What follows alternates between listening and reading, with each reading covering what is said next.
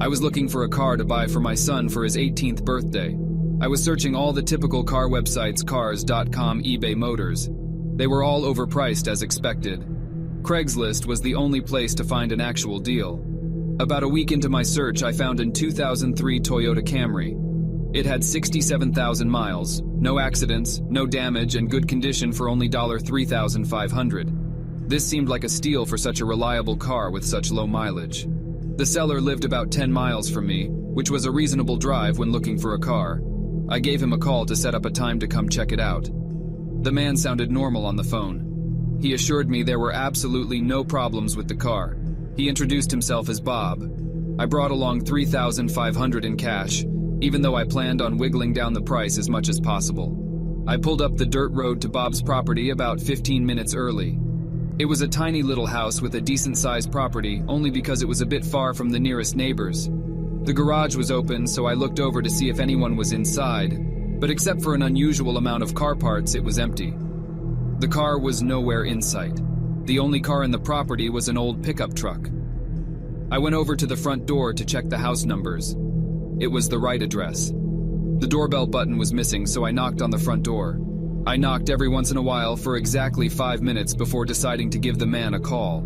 So I dialed his number, and I heard the sound of his phone ringing from inside the house. I was extremely confused at this point. Now I knew I had the right house. I didn't understand why, if he was home, why he wasn't answering. I decided I had to take a peek through one of the windows to see if anyone was inside.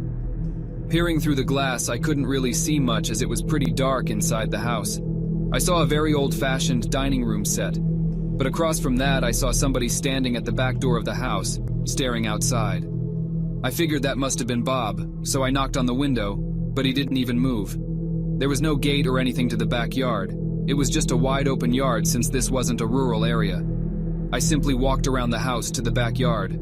I didn't understand how he couldn't hear me. When I got to the back door, I made a shocking realization. The figure standing by the door was a taxidermied human being. I ran straight back the way I came and back to my car. I looked up one last time before driving off. The blinds to the window I had peeked into had been shut, but I could see 2 of the blinds creased open. Somebody was at that window watching me. You could probably guess I had the gas pedal to the floor the whole way home. The whole situation still makes no sense. All the car parts, the fact that there was no Toyota Camry, the taxidermied human being, given that there was no car there, leads me to believe that whoever that man was wasn't planning on selling me anything. And that also leads me to the disturbing thought that I was very close to becoming a lifeless statue staring out that man's back door.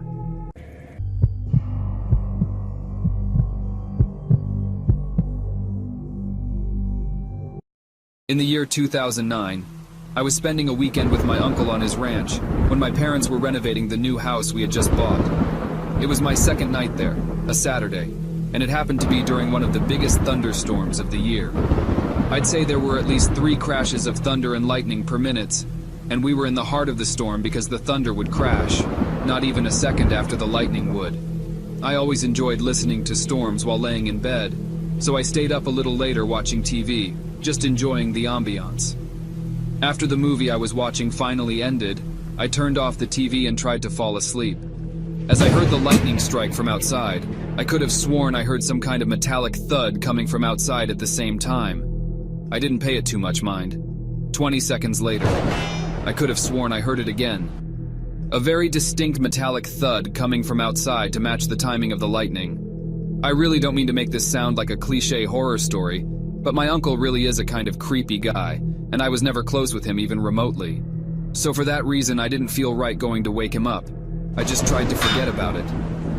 Now I was getting concerned. What the hell could that be? After the 3rd time, I finally got out of bed and walked over to the window of the guest bedroom.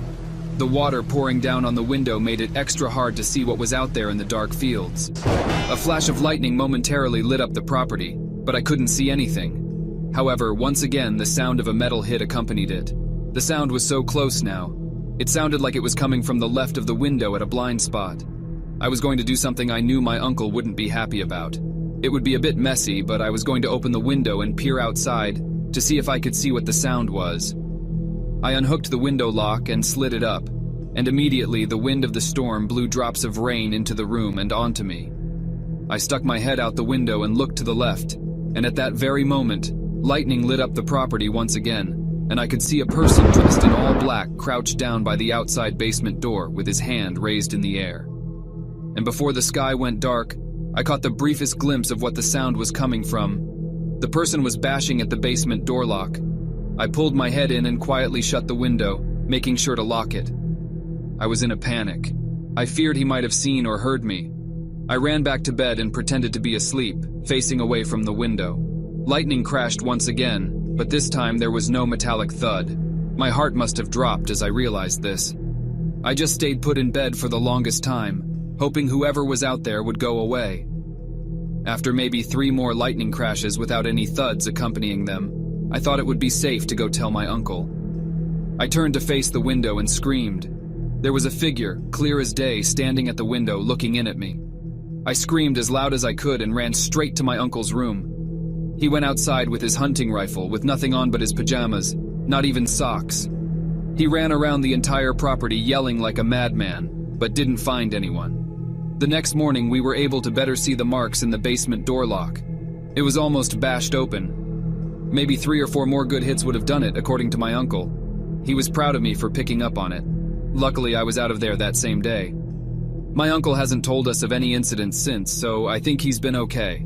Not that we talked to him much at all. I'm grateful I stayed up a little later that night watching that movie because I may have just stopped a robbery, or possibly much worse.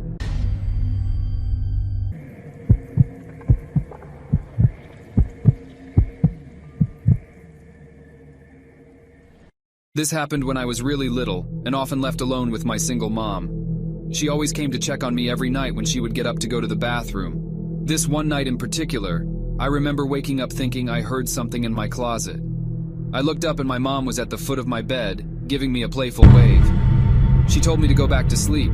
She then went into my closet and pulled the door until it was just barely open, and she just stood in there, poking her head through the crack of the barely open closet. I remember vividly seeing her eye peeking through the crack at me. I laughed like any little kid would do in that situation, and then fell asleep moments later. When I was eating cereal the next morning, I asked my mom why she was hiding in my closet last night, and she just stopped and gave me a puzzled and concerned look. She told me she hadn't been in the room all night. At first, she assumed somebody had broken into the house, but she soon realized it was some kind of hallucination or dream. Since this experience, I've only had 2 other hallucinations, neither of them as vivid or as creepy as this one.